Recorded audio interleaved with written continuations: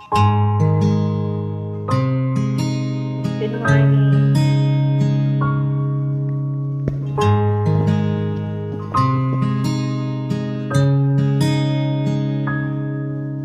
Di, di ko inakala darating sa akin nung ako'y nalangin kay Bathala. Naubusan niya ba? Bakit umalis nang walang sabi? Bakit di siya lumapad kahit konti?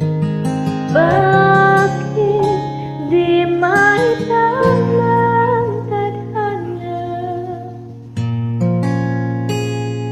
At nakita kita sa tabuan ni Bathala, may kinang sa mata na di maintindihan. Tumingin kung saan, sinubukan kong lumisan at tumigil ang mundo. Nung ako'y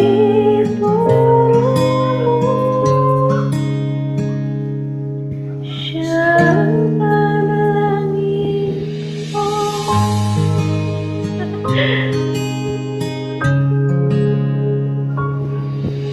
At di mapaliwanag ang nangyari sa akin. Saksi ang lahat ng tala sa iyong panalangin. Paano nasagot lahat ng bakit? Di makapaniwala sa nangyari. Paano mo naitama ang tadhana?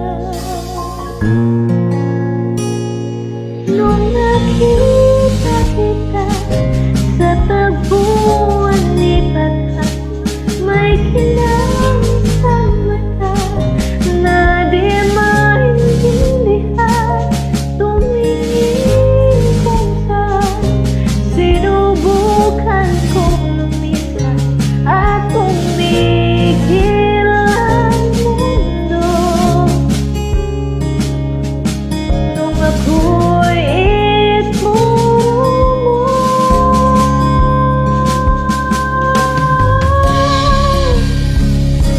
at hindi ka lumayo. Nung ako'y pinag-usap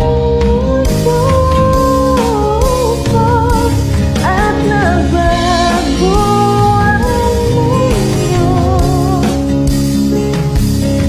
Nung ako'y pinaglaban mo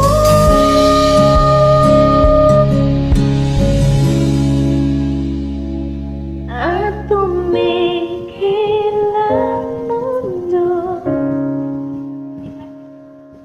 Nung ako'y pinili